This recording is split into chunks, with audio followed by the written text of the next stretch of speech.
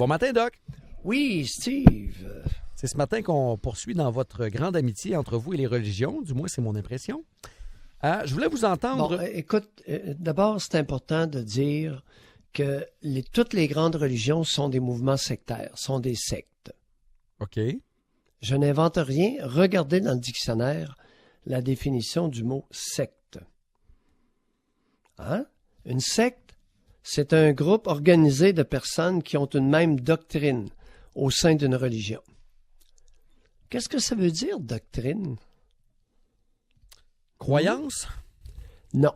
Non. C'est un ensemble de cossins pour orienter et diriger l'action des adeptes. Oui.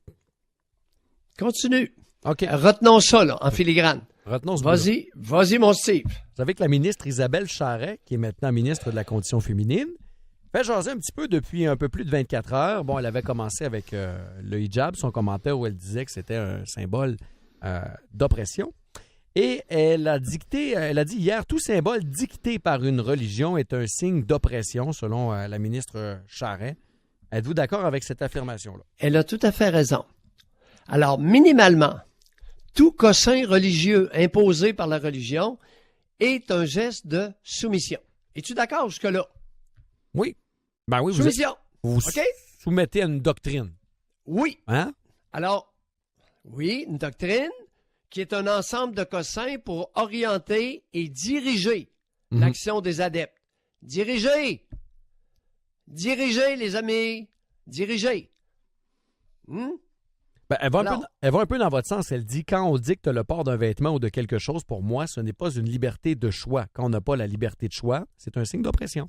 Oui. Alors, le geste de soumission aux doctrines, aux dictats, aux dogmes d'une secte, ça vise quoi? Pourquoi toutes les sectes imposent, dirigent l'action de leurs adeptes? Pourquoi? J'ai une couple de théories, là, mais je ne sais pas où vous voulez vous en aller avec ça. Non, je te demande pas où je m'en vais. Je te pose une question. Je vous donne une couple d'idées. Envoie fort. OK. Lâche-toi et je les note. OK. Diriger aveuglément les décisions de ceux qui se retrouvent sous les doctrines. Est-ce que je pourrais, sur ce premier point-là, simplement dire que la soumission aux dictats de la secte sont dans le but d'amener l'obéissance aveugle des adeptes? Oui. Est-ce que tu achètes jusque-là? Oui, en partie, en tout cas. En partie, certainement. Obéissance aveugle. Aveugle à plus ou moins grand niveau, là. Il y a des gens qui sont de grands aveugles et d'autres moins, mettons. Oui. Hein, on s'entend là-dessus. Oui, okay. Oui. Obéissance aveugle à des degrés différents. Sentiment d'appartenance. Hein? Oui, on va être donc, lâche-toi. Non, mais il me semble, d'habitude, tu sais, parce que je me rappelle, mettons, la croix, là, tu sais, là, les bonnes sœurs qui portaient la croix, puis c'est le rappel de Jésus-Christ, tout ça, mais tu sais, il y a quand même un sentiment d'appartenance. Ça fait partie de la gang, c'est le catholique, là. Oui. Hein? Oui. Fierté peut-être à la limite découlant de ce sentiment d'appartenance-là? Oui. Sentiment d'appartenance, la fierté. Alors, on obéit aveuglément aux dictats d'une religion pour faire partie de la gang, pour ne pas... Et il arrive quoi? Il arrive quoi si la religieuse enlève sa cornette, enlève sa croix? Elle va se faire questionner sur un méchant temps, se Doc. met à porter une mini-jupe, elle va se faire réprimander, Doc. Oui, et... Elle fait pas partie de la gang. Exclure. Ah! Il arrive quoi à une foulardée si elle dit, moi, là, ça a une valeur, dans ma gang là, de pratiquantes musulmanes, moi, c'est fini le voile. Il arrive rien, Doc. Elle est libre de l'enlever. Non. Steve, as-tu appelé valise ce matin ou maillot? Non, mais c'est ça qu'on nous dit, Doc. Il arrive rien. As-tu appelé valise? Ah oui, je sais. Mais ou maillot? Doc, c'est ça qu'on nous dit. Il arrive rien. Elle est libre de l'enlever. Ben non, il arrive quelque chose. Oui. Voyons donc. Oui. Il arrive quoi? Ben, probablement l'exclusion. Alors, l'exclusion. Alors, de sa gang, si sa gang de foulardés, de porteuses de foulards, veut faire du prosélytisme avec ça, veut faire de la route avec ça, veut infiltrer une communauté, une collectivité, un pays, Ben, elle va simplement être exclue. Oui, mais on nous dit l'inverse. elle va être rejetée. Vous trouvez pas ça ironique, Doc, qu'on nous dit justement que c'est l'inverse?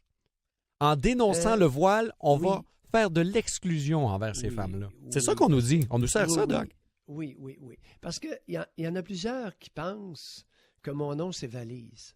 Et il y en a plusieurs qui pensent que dans la collectivité, le mot valise, le nom de famille Valise, est plus répandu que Tremblay. Ah, bon. Mais c'est pas le cas, finalement. Hein? C'est Mailloux, c'est ça, OK. Oui, c'est Mailloux, puis toi, c'est Roy. Oui. Hein? On a différents noms. Sauf que le fond est bon. As-tu vu la déclaration du curé Arcan? J'ai manqué ça. Oh, Pierre Arcan a fait un fou de lui. C'est incroyable.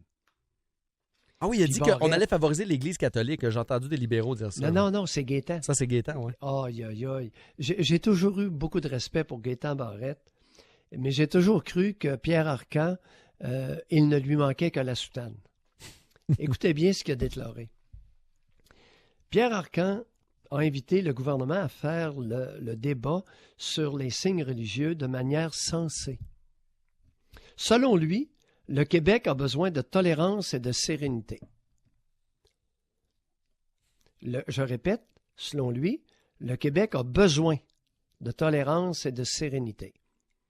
Donc, il suppute que le Québec est intolérant et agité. Ouais. Ah, mais Doc, je veux vous amener quelque part. Non, je vous comprends. J'aime pas ça. Je comprends, mais je veux vous emmener quelque part. Il y a un aspect qui est intéressant puis qui nous sort même du débat religieux. Qu'est-ce que le consentement libre et éclairé? Qu'est-ce que la volonté libre et éclairée? Parce que c'est ça que ça sous-tend, dans le fond. Tu sais, la femme, elle a... Puis que ce soit le crucifix, peu importe, là, la femme qui le porte va toujours vous dire « Je l'ai choisi ». Mais est-ce que c'est libre et éclairé ou c'est imposé par la religion ou le monsieur autour? Ou, il y a ça, là. Beaucoup d'individus, particulièrement les femmes, ne comprennent pas l'influence de la pression sociale. Demande à une femme ce que ça veut dire pression sociale. Demande à une femme ce que ça veut dire dictat social. Dictats sociaux, au pluriel. Elles ont beaucoup de difficultés. Ah, je suis libre. Je suis libre de porter ma mini-jupe. Ah ouais? Il y en a combien qui portent des mini-jupes au travail? C'est 8 sur 10. Pression sociale. Merci, Doc. Tu sais, dans l'institution publique, à votre institution bancaire, ce matin, il y a une espèce de mouvement, l'été, pas en hiver, là, mais l'été, à l'effet que on va ouvrir nos boutons, puis on va montrer un peu là, le début de la base de nos seins. Celle qui ne le fait pas, elle se sent comment?